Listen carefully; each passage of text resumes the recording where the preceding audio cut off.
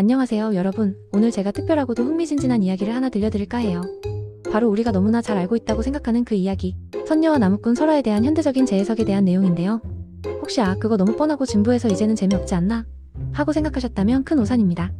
요즘은 이 고전적인 이야기도 상상조차 할 수 없을 정도로 완전히 새롭게 변신하고 있거든요. 정말 상상 초월하는 반전과 깊이 있는 메시지들이 가득하답니다. 요즘 시대의 눈높이에 맞춰서, 그리고 우리 사회의 다양한 가치관과 고민들을 담아 선녀와 나무꾼 이야기는 어떻게 새롭게 태어나고 있는지 제가 아주 재미있고 심층적으로 한번 파헤쳐 볼 거예요. 기대하셔도 좋습니다. 아마 여러분의 고정관념을 송두리째 바꿔놓을 만한 이야기들이 펼쳐질 테니까요. 옛날 아주 먼 옛날이 아니라 바로 지금 이 순간 21세기에 다시 태어난 선녀와 나무꾼 이야기는 정말 다채로운 스펙트럼을 보여주고 있습니다. 저는 오늘 그 중에서도 가장 핫하고 주목할 만한 각색, 트렌드 5가지를 아주 흥미진진하고 자세하게 여러분께 풀어드릴 예정이에요. 준비되셨나요? 자, 그럼 이제부터 첫 번째 이야기부터 심도 깊게 시작해볼까요? 여러분의 상상력을 최대로 끌어올릴 준비를 단단히 하셔야 할 거예요. 첫 번째 트렌드는 바로 현대사회의 중요한 담론 중 하나인 페미니즘적 재해석입니다. 이 키워드를 듣는 순간부터 벌써부터 심상치 않은 기운이 느껴지시죠? 전통적인 이야기 속에서 선녀는 날개옷을 도둑맞아 하늘로 돌아가지 못하고 어쩔 수 없이 나무꾼과 결혼해서 아이 셋을 낳고 살아가는 비련하고 수동적인 여주인공으로 그려졌습니다. 하지만 요즘 시대의 각색에서는 선녀의 모습이 180도 완전히 달라져요. 선녀는 더 이상 자신의 운명에 순응하거나 혹은 수동적으로 당하기만 하는 존재가 아닙니다. 그녀는 자신의 삶과 운명을 능동적으로 개척하고 자신의 권리를 주장하는 그야말로 주체적인 인물로 묘사되는 경우가 대다수입니다. 나무꾼이 선녀의 날개옷을 훔쳐 강제로 결혼한 행위를 과연 순박한 총각의 사랑으로 볼 수 있을까요? 요즘 각색에서는 나무꾼의 이런 행위를 아주 비판적인 시선으로 조명합니다. 많은 이들이 이것은 순수한 사랑이 아니라 명백한 납치이자 성범죄에 가깝다고 목소리를 높이죠. 이야기는 철저히 선녀의 시각에서, 그리고 그녀의 감정을 중심으로 전개됩니다. 나무꾼이 얼마나 비겁하고 도덕적으로 잘못된 행동을 했는지, 그리고 그로 인해 선녀가 얼마나 큰 억울함과 정신적, 육체적 고통을 겪었는지를 아주 구체적이고 섬세하게 보여주는 거예요. 심지어 어떤 파격적인 각색에서는 선녀가 자신의 날개옷을 되찾고 하늘로 돌아가기 위해 나무꾼을 교묘하게 속이고 이용하거나, 아니면 더 나아가 자신에게 고통을 준 나무꾼에게 통쾌하게 복수하는 내용도 등장합니다. 선녀는 이제 더 이상 당하고는 있지 않아요.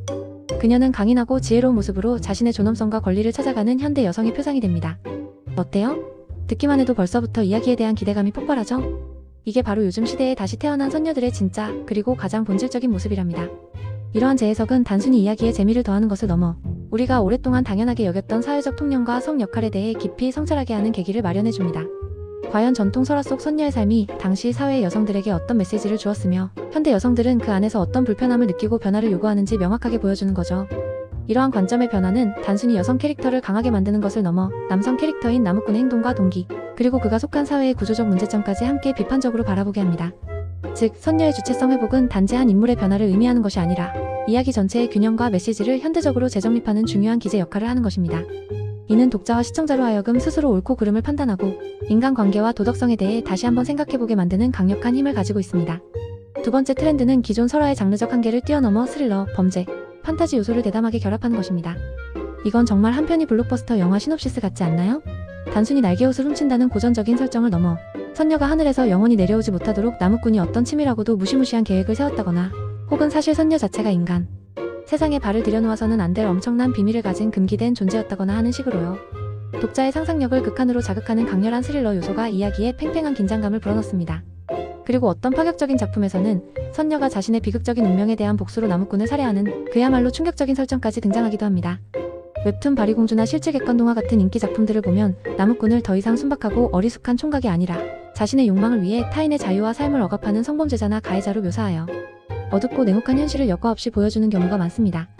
이는 기존의 동화 같은 이야기에서는 상상할 수도 없었던 잔혹하고 냉정한 현실의 단면을 설화 속으로 끌어들이는 시도인 거죠. 이러한 현실적인 잔혹함이 판타지라는 장르적 특성과 만나면서 더욱 극대화되어 독특한 분위기를 연출합니다.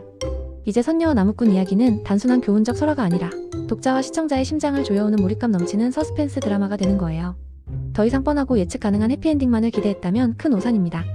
완전 예측 불허의 반전과 충격적인 전개가 펼쳐지는 거죠. 이런 이야기들은 한번 들으면 그 뒤 이야기가 너무 궁금해서 밤에 잠 못 들 것 같아요. 다음 이야기는 또 어떤 기상천외한 반전을 품고 있을지 궁금증이 폭발할 지경이랍니다. 이러한 장르의 변주는 단순히 자극적인 요소를 추가하는 것을 넘어 인간 내면의 어두운 욕망, 도덕적 딜레마, 그리고 범죄의 동기와 결과에 대해 깊이 탐구하게 만듭니다. 특히 전통 설화의 순진무구함 뒤에 숨겨진 폭력성과 불평등을 날카롭게 드러냄으로써 현대 독자들에게 불편하지만 필요한 질문을 던지는 것이죠. 선녀의 시점에서 그려지는 생존을 위한 처절한 싸움이나 복수의 과정은 독자들에게 카타르시스를 제공하면서도 동시에 그러한 상황에 내몰린 인물의 복합적인 감정선을 이해하게 합니다.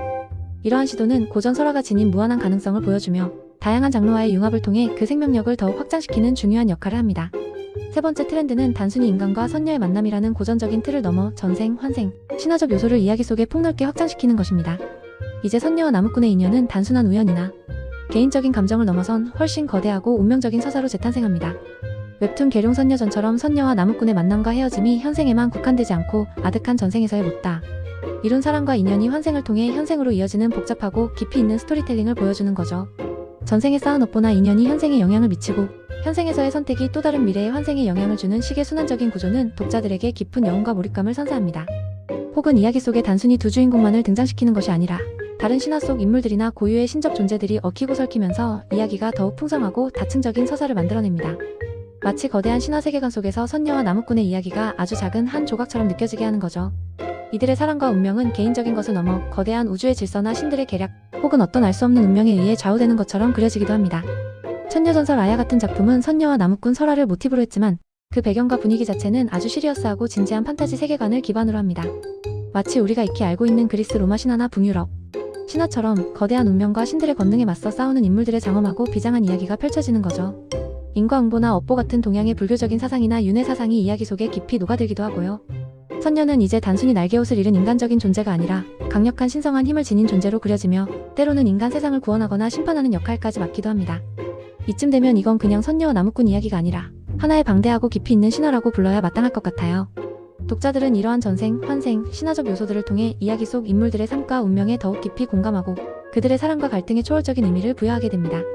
이는 단순한 로맨스를 넘어선 삶과 죽음, 운명과 자유, 신과 인간의 관계 등 철학적인 질문들을 던지며 독자들에게 오래도록 기억될 여운을 남깁니다. 특히 K- 콘텐츠가 세계적으로 주목받는 요즘 한국적인 신화와 설화가 가진 독특한 매력을 극대화하여 글로벌 팬들에게도 어필할 수 있는 강력한 스토리텔링 요소가 됩니다.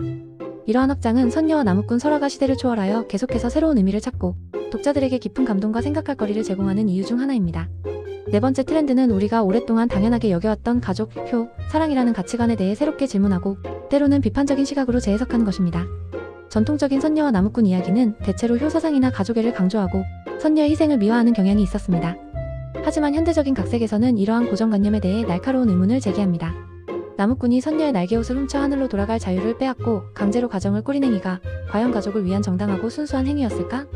이 질문은 이야기를 듣는 현대인들에게 큰 불편함을 던져줍니다. 선녀의 입장에서는 비록 아이들을 낳았다고는 하지만 강제로 맺어진 관계 속에서 자유를 박탈당한 채 살아가는 삶이었으니까요. 이러한 재해석은 가족이라는 울타리가 때로는 개인의 자유를 억압하는 도구가 될 수도 있음을 시사합니다. 또한 현대 각색 작품들은 가족의 의미를 훨씬 더 폭넓고 다양하게 바라봅니다. 단순히 혈연으로 맺어진 전통적인 가족의 형태만이 가족이 아니라는 메시지를 던지는 거죠. 이민자나 여성 혹은 사회적으로 소외된 계층의 시각에서 가족이란 과연 무엇인가? 라는 본질적인 질문을 던지는 작품들이 많습니다. 피 한 방울 섞이지 않았어도 서로를 진심으로 아끼고 보듬어주며 정신적으로 유대감을 형성하는 관계도 충분히 가족이 될 수 있다는 확장된 개념을 제시하는 것입니다. 이는 현대사회의 다양한 가족 형태와 개인의 가치관 변화를 반영하는 중요한 흐름입니다. 사랑에 대해서도 마찬가지예요. 단순히 남녀간의 로맨틱한 사랑이나 소유욕에 기반한 사랑을 넘어서 더 넓은 의미의 사랑, 즉 인간에 대한 보편적인 이해와 배려, 존중, 그리고 더 나아가서는 인류애와 같은 숭고한 가치들을 이야기 속에 담아내기도 합니다. 이러한 각색들은 독자들에게 진정한 사랑과 이상적인 가족의 형태에 대해 깊이 성찰하게 합니다. 어때요? 단순히 옛날 이야기라고 치부할 수 없는 우리 사회의 중요한 가치들과 인간, 본연의 관계에 대한 깊은 철학적인 질문들이 이 이야기 속에 담겨있죠. 이러한 재해석은 고전 설화가 현대 사회의 도덕적, 윤리적, 그리고 사회적 질문에 답하는 중요한 문화적 자산으로 기능할 수 있음을 보여줍니다. 우리가 당연하게 받아들이던 것들을 의심하고 새로운 시각으로 바라볼 용기를 주는 것이죠. 특히 현대사회에서 급변하는 가족의 개념과 사랑의 형태에 대한 논의를 설화라는 친숙한 매체를 통해 효과적으로 전달함으로써 독자들에게 깊은 공감과 함께 사고의 폭을 넓힐 수 있는 기회를 제공합니다. 마지막 다섯 번째 트렌드는 바로 고정된 결말을 거부하고 다양하고 파격적인 결말을 제시한다는 점입니다. 기존의 선녀와 나무꾼 이야기는 대부분 선녀가 하늘로 올라가고 나무꾼은 지상에 홀로 남아 선녀를 그리워하며 시름시름 앓다가 죽는 그야말로 비극적인 결말이 일반적이었죠. 하지만 현대적인 각색에서는 이러한 정형화된 틀을 과감하게 깨부숩니다. 선녀와 나무꾼이 해피엔딩으로 재회하여 행복하게 함께 살아가는 이야기도 등장하고 혹은 서로에게 얽매이지 않고 각자의 길을 선택하여 독립적이고 주체적인 삶을 살아가는 결말도 있습니다. 더 나아가 선녀가 하늘로 돌아가지 않고 인간 세상에 남아 새로운 직업을 찾거나 사회에 기여하며 자신의 삶을 개척하는 이야기도 있고요.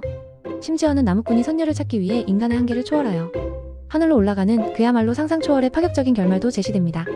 이러한 다양하고 예측 불가능한 결말들은 오랜 시간 동안 고정되어 있던 설화의 이미지를 완전히 뒤바꾸며 시청자들에게 신선한 충격과 함께 폭넓은 해석의 여지를 제공합니다. 때로는 해피엔딩도 새드엔딩도 아닌 모든 가능성을 열어두는 열린 결말로 마무리되는 작품들도 많습니다. 이야기의 최종적인 의미와 인물들의 미래를 전적으로 독자와 시청자들의 상상력에 맡기는 것이죠. 마치 우리 인생처럼 정답이 없는 수많은 선택지와 가능성들을 이야기 속에 담아 보여주는 것 같아요. 그리고 이러한 새롭게 각색된 이야기들은 단순히 문학작품으로만 머무는 것이 아니라 현대적인 배경이나 설정 속에서 게임, 드라마, 영화, 웹툰, 애니메이션 등 다양한 미디어 플랫폼을 통해 새로운 스토리로 끊임없이 재탄생하고 있습니다. 이는 고전 설화가 지닌 서사적 힘이 얼마나 무궁무진한지를 보여주는 동시에 현대 독자들과 소통하기 위한 창작자들의 끊임없는 노력과 시도를 반영합니다. 이러한 결말의 다양성은 독자들에게 이야기의 주인은 바로 나 자신이라는 주체적인 느낌을 선사하며 자신만의 방식으로 이야기를 완성해 나가는 즐거움을 제공합니다. 또한 인생에는 단 하나의 정답만이 존재하는 것이 아님을 시사하며 각자의 선택과 그로 인한 결과를 존중하는 현대적 가치관을 반영하기도 합니다. 고전 설화가 지닌 보편적인 매력에 현대적인 감각을 더함으로써 시대를 초월하는 문화 콘텐츠로 거듭나는 중요한 전환점이라고 볼 수 있습니다. 어때요, 여러분? 오늘 제가 아주 심혈을 기울여 소개해드린 선녀와 나무꾼 이야기의 현대적인 각색, 트렌드들이 정말 흥미진진하고 생각할 거리를 많이 던져주지 않나요? 단순히 오래된 옛날 이야기가 아니라 우리 시대의 다양한 가치관과 사회적 고민, 그리고 인간 본연의 욕망과 희망을 담아 끊임없이 진화하고 있는 살아있는 문화 콘텐츠인 거죠. 페미니즘적 관점에서부터 시작해서 스릴러와 범죄 요소가 결합된 파격적인 전개, 전생과 환생을 아우르는 거대한 신화적 서사, 그리고 가족과 사랑의 의미를 다시 묻는 깊이 있는 철학적 탐구, 마지막으로 예측 불가능한 다양한 결말까지 정말 인간의 상상력이 어디까지 확장될 수 있는지를 보여주는 것 같아요. 저는 이런 다채로운 이야기들을 접할 때마다 작가님들 진짜 천재다. 어떻게 이런 기발하고 독창적인 생각들을 다 하셨지? 하고 진심으로 감탄하게 됩니다. 끊임없이 기존의 틀을 깨고 새로운 시도를 하는 창작자들의 용기와 열정에 박수를 보내고 싶어요. 이렇게 현대적으로 재해석된 선녀와 나무꾼 이야기는 우리에게 아주 중요한 질문들을 던져줍니다. 과연 우리가 오랫동안 옳다고 믿어왔던 가치들이 현대 사회에서도 여전히 유효한가? 진정한 사랑이란 무엇이며 이상적인 가족의 형태는 어떤 모습이어야 하는가? 개인의 자유와 공동체의 가치 사이에서 우리는 어떻게 균형을 찾아야 할까? 이러한 질문들에 대한 명확한 정답은 없을 수도 있습니다. 하지만 이러한 질문들을 스스로에게 던지고 다양한 관점에서 고민해볼 만한 가치는 충분하고도 넘칩니다. 오히려 정답이 없기 때문에 더욱더 깊이 있는 사유와 토론이 가능해지는 것이죠. 앞으로 또 어떤 기발하고 창의적인 방식으로 선녀와 나무꾼 이야기가 재탄생하게 될지 정말 한없이 기대되지 않나요? 저는 벌써부터 다음 세대의 창작자들이 어떤 놀라운 상상력을 펼쳐보일지 궁금해 미칠 지경이랍니다. 여러분도 오늘 제가 들려드린 이야기처럼 여러분만의 독창적인 상상력을 발휘해서 선녀와 나무꾼 이야기를 자신만의 방식으로 새롭게 그려보는 건 어떠세요? 분명 아주 멋지고 의미 있는 이야기가 탄생할 겁니다. 우리 모두가 잠재적인 스토리텔러이니까요. 그럼 다음에 또 이렇게 재미있고 유익하며 여러분의 상상력을 자극할 만한 특별한 이야기로 찾아올게요. 그때까지 여러분의 삶 속에서도 늘 새로운 이야기들이 가득하시기를 바랍니다. 안녕히 계세요.